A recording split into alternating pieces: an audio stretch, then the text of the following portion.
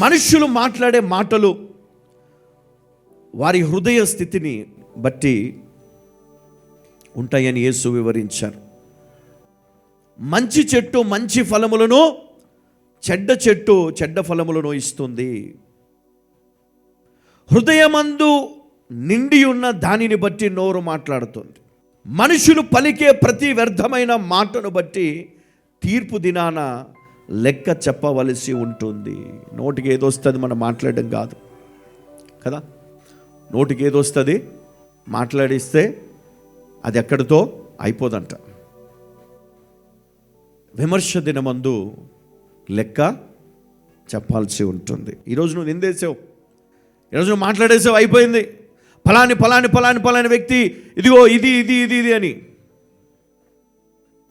కానీ దానికి లెక్క చెప్పాలి, నువ్వు మర్చిపోవద్దు. మత్తయి సువార్త 12వ అధ్యాయం 33 నుండి కొన్ని మాటలు మనం ఇక్కడ చదువుకుందాం.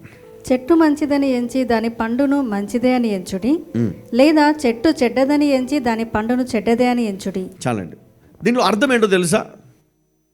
ఒక చెట్టుని మనం చూసినప్పుడు ఆ చెట్టు ఫలాన్ని బట్టి, లేదా దాని ఆకులను బట్టి, దాని ఆకారాన్ని బట్టి, ఇది మామిడి పండు చెట్టు, ఇది మంచిది,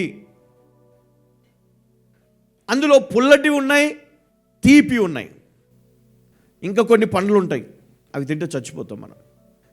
అది మనకు మంచిది కాదు. మంచిదేదో చెడ్డదేదో మనం తెలుసుకోవాలి. హల్లెలూయా. అయితే ఈరోజు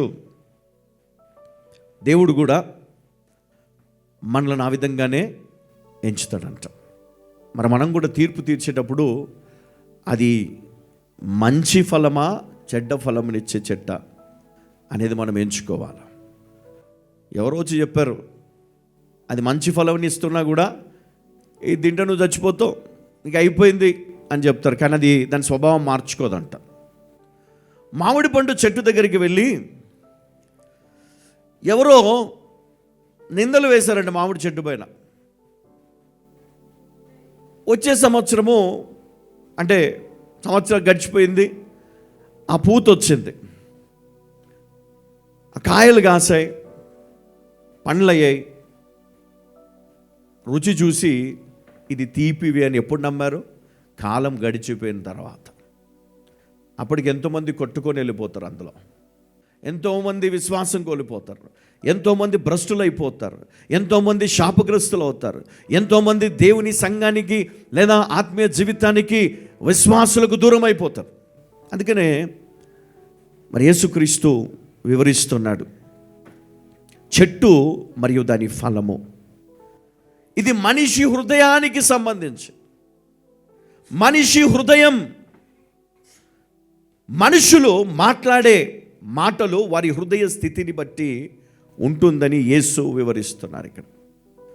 మనుషులు మాట్లాడే ఆ పరిస్థితులను బట్టి వారి హృదయం ఉంటుంది. ఇప్పుడు ఒక వ్యక్తి వచ్చాడు, ఒకరి పైన బాగా నీకు ఏదో నూరిపోస్తూ ఉన్నాడు అనుకోండి, ఆయన హృదయం ఏమై ఉన్నదంట? విషముతో నిండి ఉంది. మాటలు ఎలా వస్తాయి అప్పుడు? దేవుని మాటలు వస్తాయా? క్షమించే మాటలు వస్తాయా? ఏమొస్తాయి? మీకు తెలియదు, నాకు తెలుసు. నువ్వు అనాలరే, నువ్వు నోరు మూసుకొని బయటికి పోనాలా? ఏ చెట్టు ఏదో దేవుడు మాకు బోధించాడు. నా తల్లి గురించి, నా తండ్రి గురించి నాకు తెలుసు. చిన్నప్పటి నుంచి చూసి పెరిగాను నేను. మధ్యలో వచ్చి నువ్వు నాకు నేర్పించొద్దు. హల్లెలూయా కదా. యేసుక్రీస్తు అది నేర్పిస్తూ ఉన్నాడు. మనిషి హృదయము చెట్టుతో పోల్చడం. మంచి చెడు, మంచి ఫలము చెడ్డ ఫలము.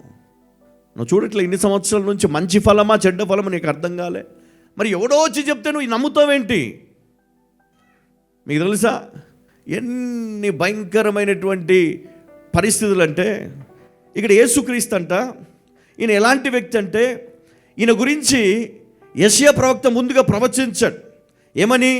ఇదిగో ఈయన నా సేవకుడు, ఈయనను నేను ఏర్పరచుకొంటిని, ఈయన నా ప్రాణమునకు ఇష్టుడైన నా ప్రియుడు, ఈయన మీద నా ఆత్మనుంచెదను, ఈయన అన్యజనులకు న్యాయ విధిని ప్రచురము చేయును, ఈయన జగడం ఆడడు, కేకలు వేయడు.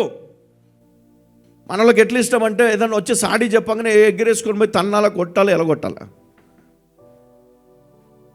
కానీ దేవుని సేవకులు అట్లా ఉండరంట. నువ్వు రెచ్చగొట్టగానే రెచ్చిపోయి కదా. యేసుక్రీస్తు అట్లా లేడు.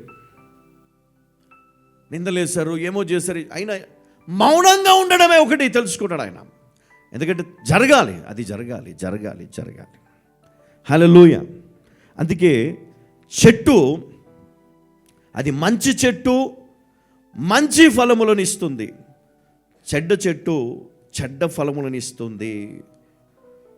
అందుకని హృదయమందు నిండి ఉన్న దానిని బట్టి నోరు మాట్లాడుతుంది. అందుకే నువ్వు మంచి అనేది నువ్వు నీ హృదయంలో నింపుకుంటే నీ జీవితం అంతా మంచిగానే ఉంటుంది. నువ్వు మాట్లాడే ప్రతి మాట మంచిగా, అది నీ పిల్లలకు నీకు ఆశీర్వాదం.